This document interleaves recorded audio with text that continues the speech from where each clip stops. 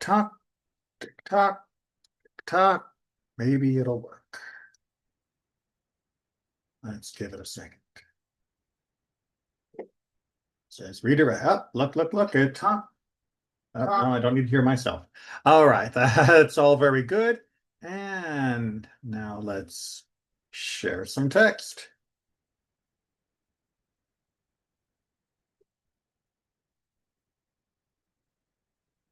All right, look at that. Not too bad. We've got something working. Let's see if that actually moves over correctly.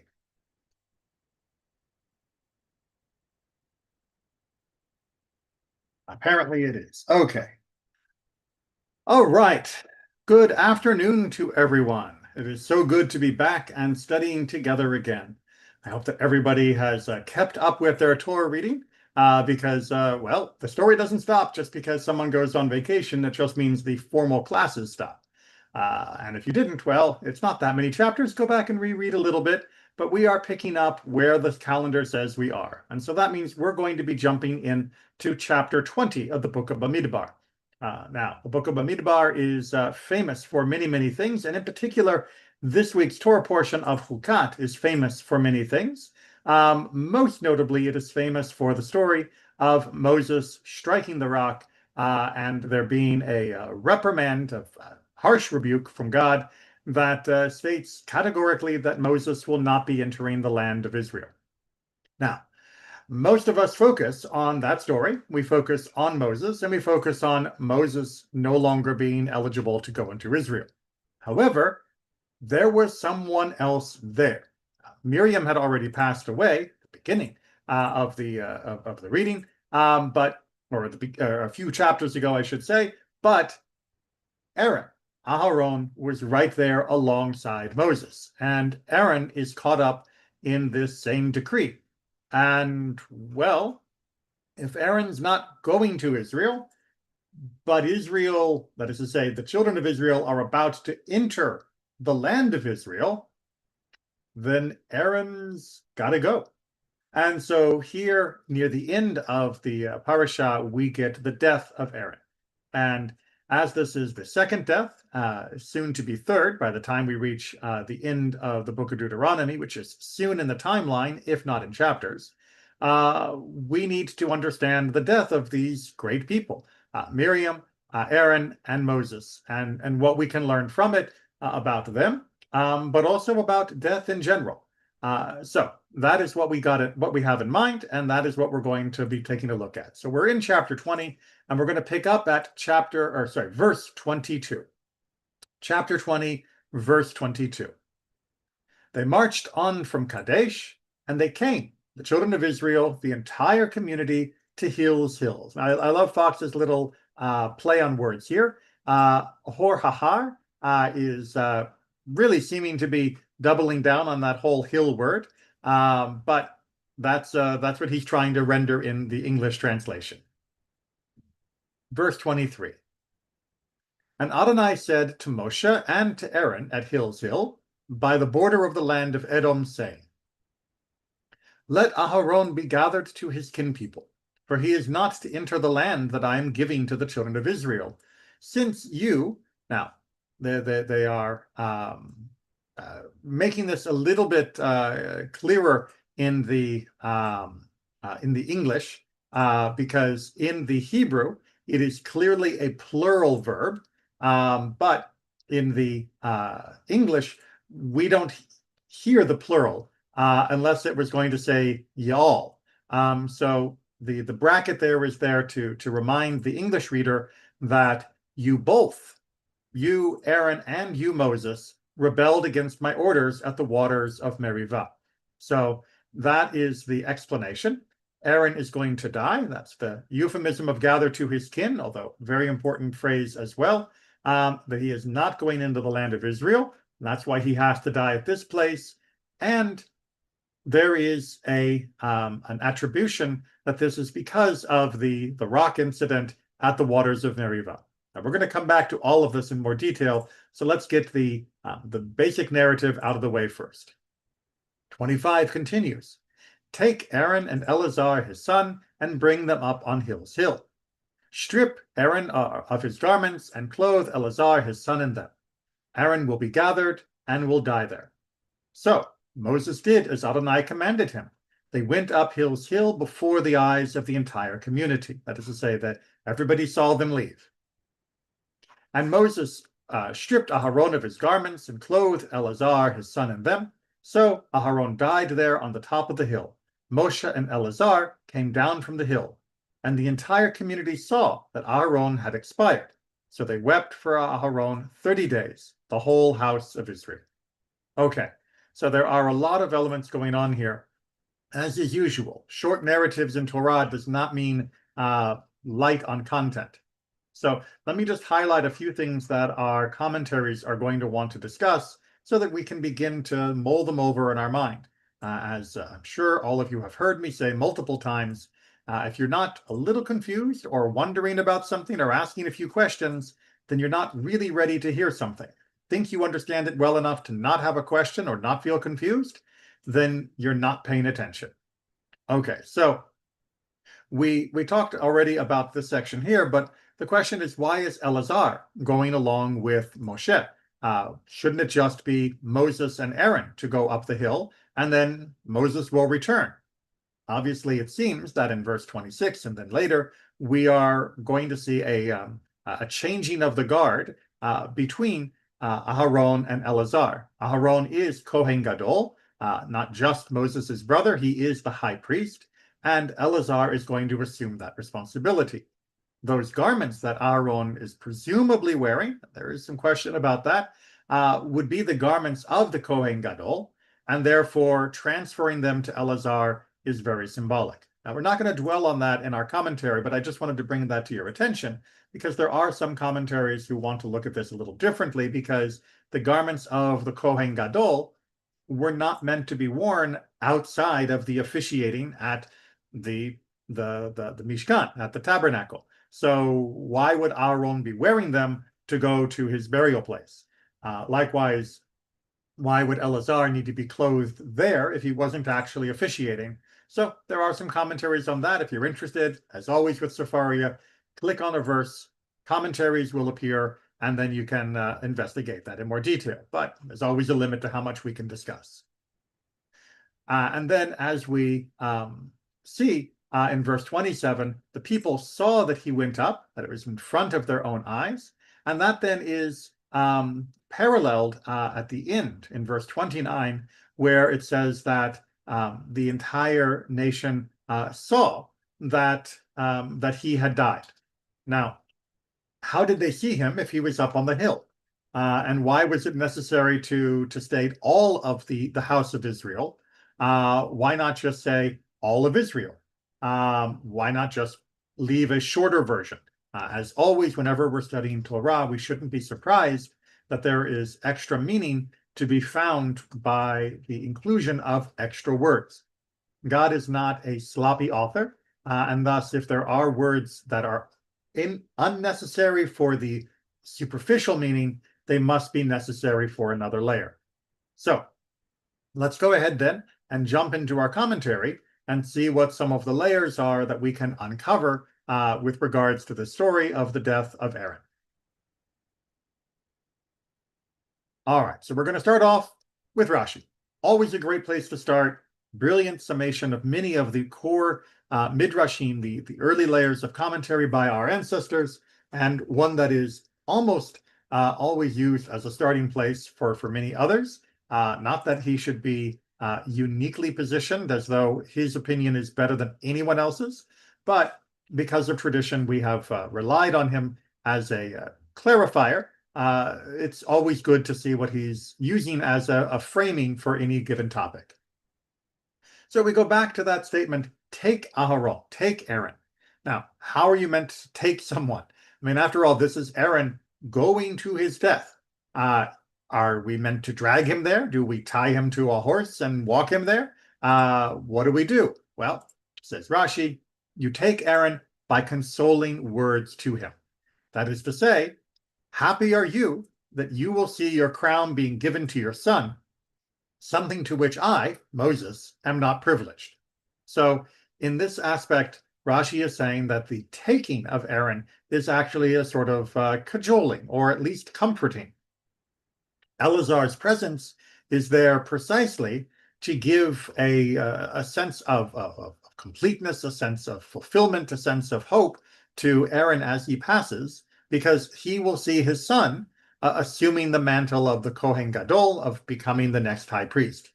Now, there is also a little salt in this statement, because Moses does not pass on his position to his own children. Remember, he and Zipporah have children, but Moses does not appoint one of them to take over for him when he dies. He appoints Joshua. So Moses perhaps has a little sting in this statement for himself, and is sort of saying to Aaron, look, at least your kids get to take over. When I'm gone, my family are just going to be like anyone else. So perhaps that was meant as a little bit of a consolation. Now, the Midrash from Bamidbar picks up on this continued conversation, because it wants to examine why there is a difference between the language used when Miriam died and the language that's being used when Aaron dies. And this is the explanation that they give.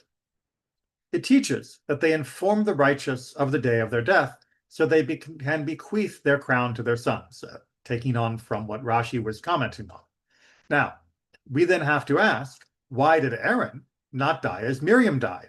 That no person knew about her, but rather it was said to Moses, Aaron will be gathered. That is to say, when Miriam dies, there is no preamble. Miriam just dies. But here, Aaron is being given a warning, a heads up. There is an announcement prior to that moment. Why would Miriam, who was also a Navi, who was also a prophet, not be given that same status? Well, there is an analogy. This is analogous to a king who had two treasurers. They would not do anything without the king's knowledge. So Aaron and Miriam are being set up as two high-ranking officials of the king, meaning God. One of them had a significant position before the king, and the king had to take the position and give it to someone else. So the difference between these two is that one of them, when their position is, when they are no longer doing their position, the position will simply go away. But the other one has a position that is in front of the king, meaning that people are able to witness their performance of their duties before the king. And that means the king will need someone else to take that position. And that's going to give us our difference. The king said, even though he is under my control, I will not take his position until I inform him. Meaning, if I'm going to swap my treasurer for someone else, I have to do him the courtesy of letting him know. So the Holy One, blessed be he, said, these two elders, meaning Miriam and Aharon, they did not do anything without my knowledge.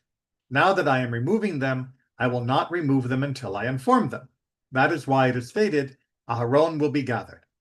So the idea being that Aaron, because of his role as Kohen Gadol, there needed to be more interaction in preparing him for his death, in order that his son Eleazar could assume that mantle without being insulting to him, without just killing him and by default Eleazar becoming Kohen Gadol. There had to be a public process, and this publicity of Aaron's transition as opposed to Miriam's is going to come back in later commentaries, so hold that in mind.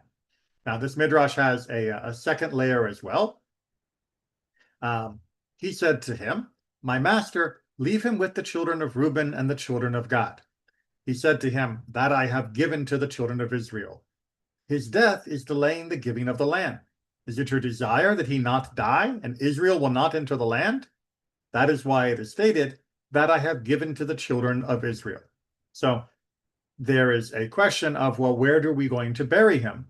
And the answer is, we're going to bury him in this extra land that was taken by Reuben and Gad, that is over the Jordan River in what is now modern day the country of Jordan, but was not part of the original borders of the land of Israel at the time of Abraham. Okay, that's a little bit secondary to our conversation, so we will move on because I want to keep our thread going, which is talking about this death of Aaron and this warning that Aaron is about to die. And we saw in our Torah passages that Aaron is not only told you're going to be gathered, but he is also given a reprimand. He is also given an explanation for his death. Or is it for dying without entering Israel? Well, this part of Bamidbar Rabbah, this midrash, is going to focus on the idea that it is an explanation of the death itself, not its location. What does that mean? Well, stay tuned. Because you defiled my directive, that is to say, you didn't hearken to my words. This is what the verse said. The Lord will not starve the soul of the righteous. Now, that's a passage from Proverbs, and it's common midrashic technique to take the verse that's under examination, our verse here in Bamidbar Rabbah, find another verse which seems to perhaps have no relationship at all, and then bring it back as a reason for why our verse was written the way it was. So, the Lord will not starve the soul of the righteous. Who are we talking about? This is Adam Rishon. This is the first human being. Now, that is the soul that is in danger of being starved in the term of Proverbs that God is preventing. As all the righteous who will descend from him, death was decreed upon them. Now, what this is seemingly saying, and we're going to reverse this in a moment, so hold on, but at the moment it seems to be saying that it is because of Adam and his transgression that death came upon everyone else, and that even those who are righteous, meaning have not committed transgressions worthy of a capital offense, will still die because they are descended from Adam. Now, again, that is the apparent meaning here, but hold on. They do not pass away until they, the righteous of any generation, see the countenance of the divine presence, meaning see an expression of God's presence, and reprimand Adam, the first man, and say to him, you caused death for us. So the idea here is you have to imagine a little bit of drama, that a righteous person who feels that they have never committed a crime that would be worthy of them being killed, when they are about to die and realize that their death is happening, feel that this is through no fault of their own. I've never done anything to deserve this. Why am I dying? It's because of you, Adam. That's their emotion. Well, Adam, responds, I have one sin attributed to me, but there is not one of you who does not have more than 4 iniquities, meaning you all have multiple iniquities. And there's long discussion about those 4, but that's not for today. So the idea is Adam is saying, you're putting it on my shoulder. I made one mistake. That's it. Right? The Torah describes me making one mistake, eating from the fruit, and the rest of you, what have you been doing? Right? You've all committed many more transgressions than I ever had. Don't blame me for the burden of death. Each one of you earns it in your own way. From where is it derived that they see the countenance of the divine presence and they reprimand Adam, the first man? How do we know that this is what's happening? Is this just a fictional drama with no textual support? No, there is some textual support. It is, as it is stated, I said, I will not see the Lord in the land of the living. I will no longer behold a person, Adam, among the inhabitants of the world. So this is an idea that is based off this passage from Isaiah. The righteous are punished with death for minor transgressions. So Adam, the first man, will not be ensnared by them. As it is stated, the Lord will not starve the soul of the righteous. That is why it is stated, because you defied my directive, meaning you, Aaron, you have earned your own death. Now, does this mean that that sin deserves immediate death? Is this the same as a capital crime such as murder? No, that's not what it's trying to say. But it is trying to say that we cannot claim that it is only because of Adam, only because of Adam's sin, that I am dying. I am so pure and righteous that I would live forever if I were not burdened with his guilt. Nope, we each get our own guilt. This is not something that is unique to Adam that we avoid. All of us make mistakes. And yes, we will be punished eventually by death, even for our minor mistakes in the fullness of time. Aaron lived to be a ripe old age after all. But we cannot blame Adam for that. It is still each one of us, because we are human in the most essential meaning of that word, that make mistakes. Our eventual end will be passing.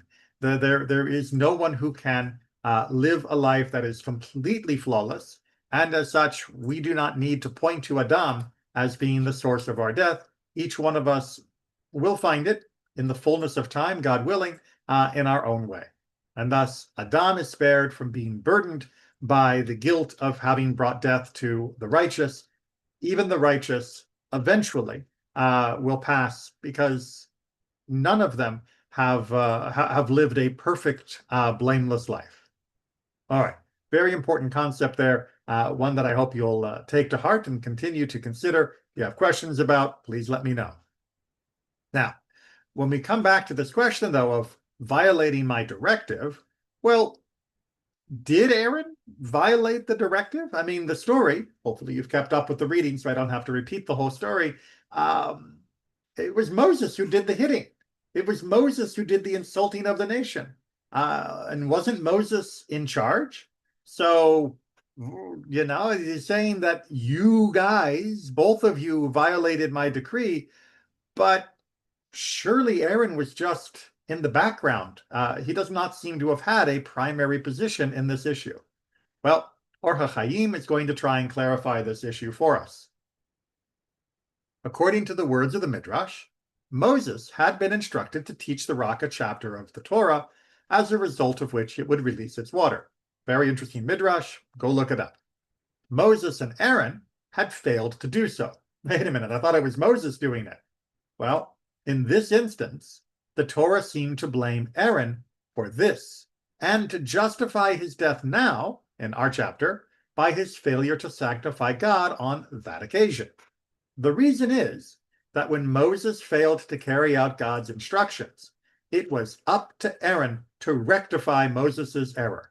His failure to do so constituted an act of rebellion against God.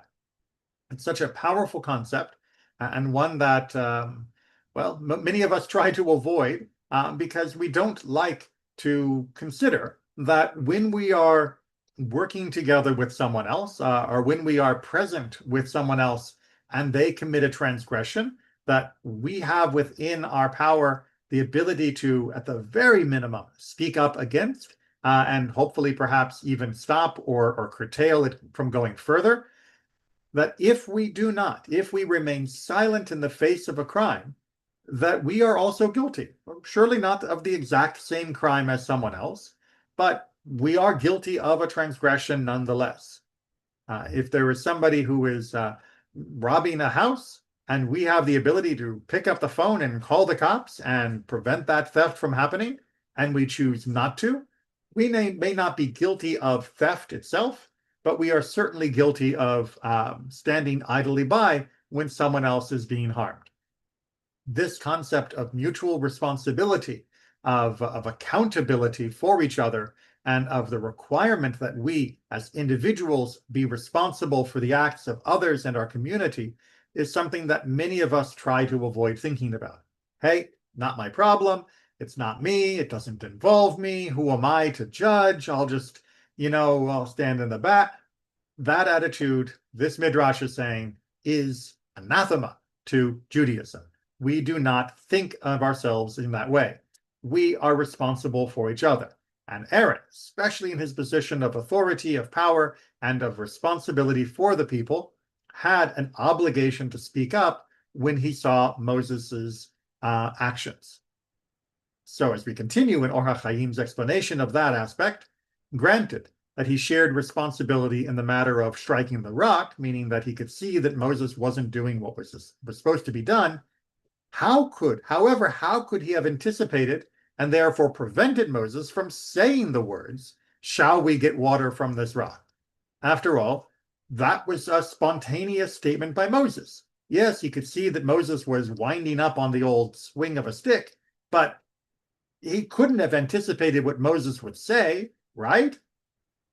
The answer is that God included Aaron in the collective responsibility for the failure of the mission because basically both he and Moses had erred jointly. You're right. He might not have been perfectly responsible for Moses's statement of insult against the nation. And for that, he might be exonerated. But overall, we have to remember that he was acting with Moses in the entire act. And while he might have been somewhat less culpable for the words Moses said, that does not mean that we can remove him from being responsible overall. After all, the entire incident is a entire incident. It's not merely a collection of tiny slices of action. And therefore, Aaron was responsible even for the things that Moses has said. If Moses had been reprimanded by Aaron earlier, if Moses had been reassured by Aaron to behave in the proper way, then Moses might have acted differently, avoided those words, perhaps avoided the whole problem altogether. Aaron's inaction led to what Moses said, as well as the striking of the rock and the rest of the problems of the entire incident at the stone. So, while it is true that Moses gets the lion's share of the blame and that he certainly gets the lion's share of attention, Aaron is also to be blamed for this entire incident. And thus, when we say, was he guilty of anything? Well, yes, he was. And thus, we can't blame Adam. And we can understand that this is ultimately for him the line that is too far, and it is time for him to go. Okay, now, we still have not quite grappled with that concept of how we get Aaron up to the mountain. How do we make this happen? And why was it done this way? And were there any consequences to it being done this way? Were there any, issues? And yes, the answer to all of that is there's more to the story, at least in the eyes of the Midrash, of how this happened, and more to the story of the repercussions of Aaron's passing, especially in the way that he did. Rabbi Huna said, what did Moses do? How did he take Aaron? Remember, we had our initial Rashi saying he took Aaron by saying, hey, at least your kids get to have a job, mine don't. But this Midrash expands a little bit more on this concept. He woke up early and called Aaron. Aaron said, why have you come so early? Moses responded, I was studying at night, and I have many questions in the book of Genesis. They opened the book of Genesis and read it together until they came to the story of Adam. Now, we are getting obviously a bit of a projection that Moses is trying to break the news gently to Aaron. And so he shows up and they study, and it's just so happens going to be a very relevant topic. Moses said, see what happened to Adam? He had to die, meaning here is the death of Adam. Aaron responded, see how they were worthy of 13 canopies made of precious stones in the Garden of Eden. Afterwards, it is written, you are only earth, and earth you will be. Meaning this idea that they were worthy, both Adam and Chava, Eve, were worthy of this, of great honor. Despite their transgression, they were still worthy of that honor. And they are, yes, made from earth, but so are precious stones. After all, they are a type of rock. Moses responded, I ruled over angels in heaven, contending with them against their harm for the Jewish people. And you, Aaron, ruled over angels and over the angel of death, standing between the people and the plague that was spreading among them earlier in the book of Bamidbar. You stopped him so that he could not touch Israel to kill them, kept the angel of death away. Yet, we must all die, and we do not have long to live. Aaron understood immediately and said, Moses, did you begin this for my sake? Moses responded, yes. So Aaron realizes now, he's a clever man, that Moses's whole discussion of mortality, of death, of the fact that Aaron could stave off the angel of death during the time of great crisis, but that all eventually must die, all of this was to awaken an understanding in Aharon of his own mortality and of the imminence of his passing. So the death scene then begins. Continue here in the middle. As soon as they came to the mountain, the cave opened and there was a bed in it, trying to add a measure of dignity and honor for the passing. Moses said to Aaron, Miriam died here. Here, you and I buried her and honored her. All of Israel saw that only Moses and Eleazar came alone from the mountain, and Aaron was not with them. So, because the text of the Torah implies, and the Midrash explains, that Aaron was buried alone, that it was just Moses and Eleazar in some unmarked cave, the people are a little head scratchy when they come back. It's like, wait, 3 guys went up the mountain, 2 came back. What happened to Aaron, guys? Some Israelites said that Moses had killed him. After all, Moses had just had a big fight with Korach, and so it's not like he hasn't killed some Israelites lately, meaning that Moses killed Aaron because Moses also wants to have his priesthood, meaning Moses is getting big for his britches, just like Korach had said. Right? This is a continuation of that sort of murmuring. Some said that Eleazar had killed him. He wants to be the high priest. Couldn't wait for his dad to die. He wanted his turn. He had to be gotten rid of.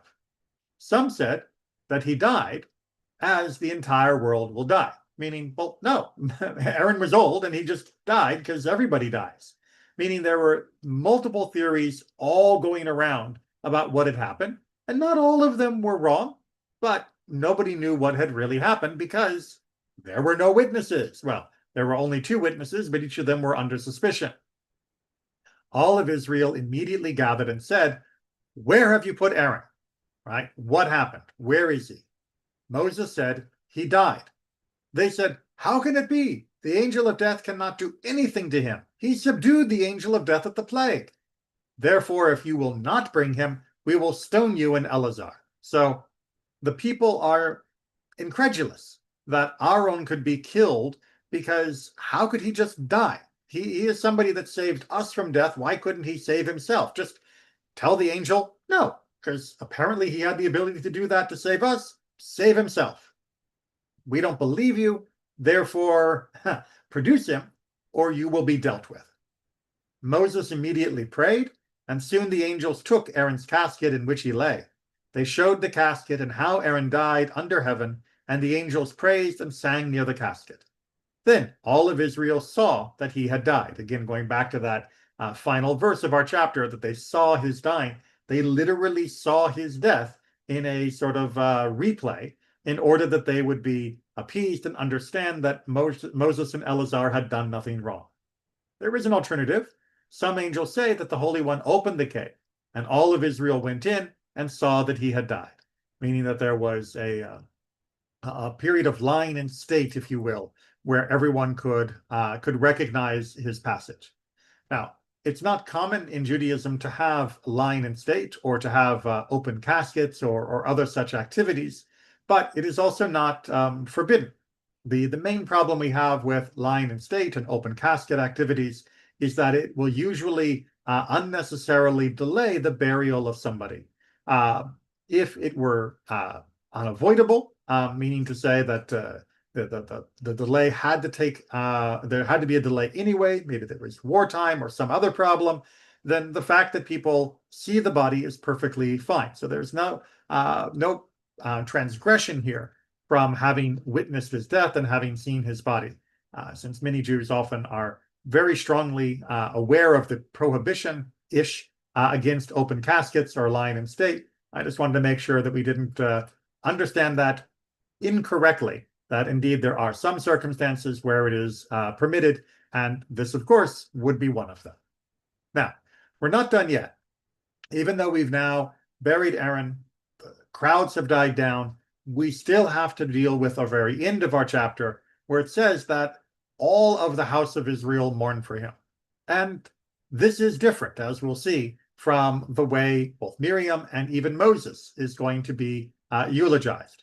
So let's do with Rashi's short version, and then we'll see the expanded version.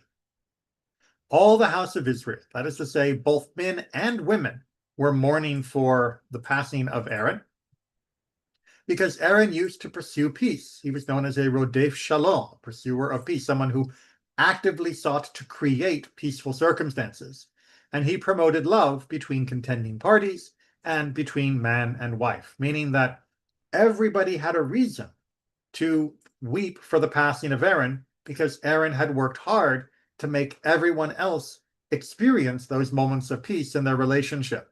And that is why he received a more unanimous round of mourning than either Miriam or Moses.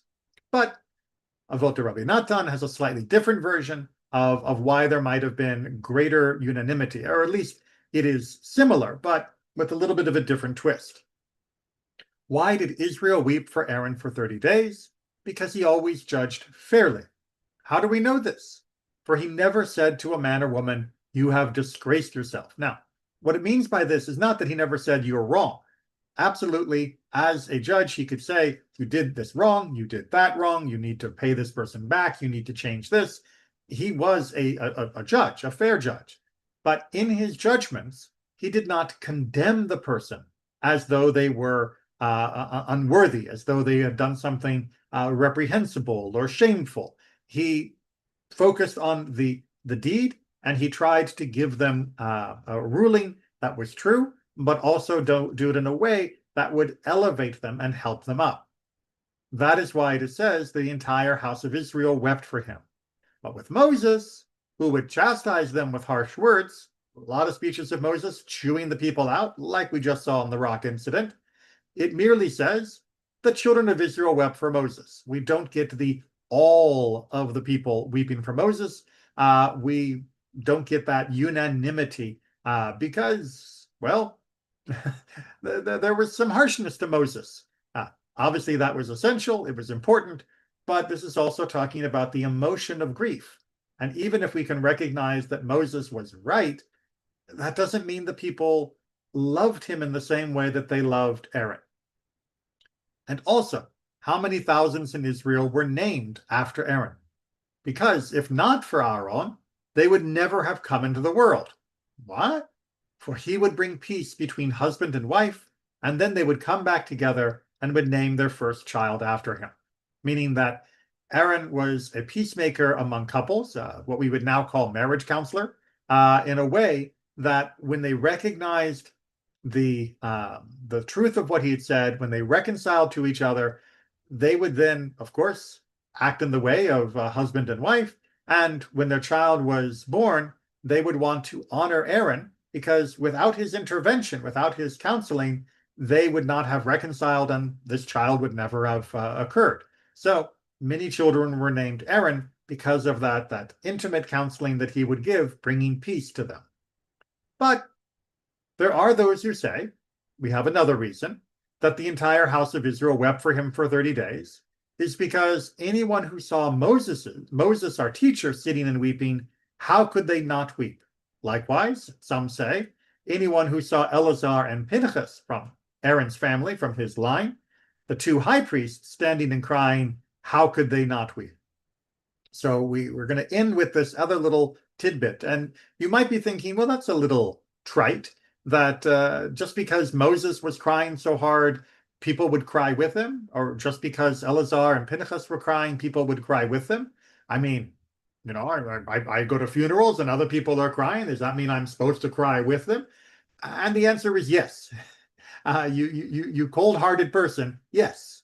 Right, as the famous English poem goes, "Ask not for whom the bell tolls; it tolls for thee," meaning that the sound of the bells in classical England would ring out to signify a burial, and you weren't supposed to send someone to go find out who had died. The fact that anyone had died should move you, that you should feel compassion, you should feel sympathy, and you should feel empathy at the passing of anyone. And when Moses was weeping, we would weep with him because we would feel empathy towards him in his time of grief. Likewise, when Eleazar and Pinchas would cry, we would feel that sympathy. Likewise, even today, whether it's Moses or whether it's just Frank, some random person that we happen to know that is weeping, we should shed tears along with them. We need to have that sense of compassion, that sense of empathy along with them. The tears that others shed should move us to deep feeling. It is not something that we should stand aloof from, that we should stand back from and say, this doesn't concern me. Remember, that was the problem that Aaron had had when he said, well, yes, Moses might be handling things wrong, but it doesn't concern me so much. That was what got him condemned. Likewise for ourselves, if we see another in distress, if we see another who is brokenhearted, if we see another with deep problems, it is up to us at a minimum to offer our sympathy. If we can offer more, if we can offer material benefit or other forms of succor, then we give that. But at a minimum, we should be able to feel sympathy and compassion for those in need. And that is one of the great lessons that Aaron gave us. And it's one of the great lessons that we can learn out of this small passage that details his passing and all of the details involved. We will wrap it up for today. And anybody has any questions, feel free to either talk now or send them to me later. I'm always happy to carry on these conversations in person, emails, or any other venue. But it's good to be back, good to study. Look forward to next week, continuing all the way through, because Bamidbar doesn't have much left, and then we're into Deuteronomy, and pretty soon we'll be back in Genesis before you know it. It is the way of all flesh, the cycle of life, and the Torah reminds us of that constantly. Take care, everyone, and be well.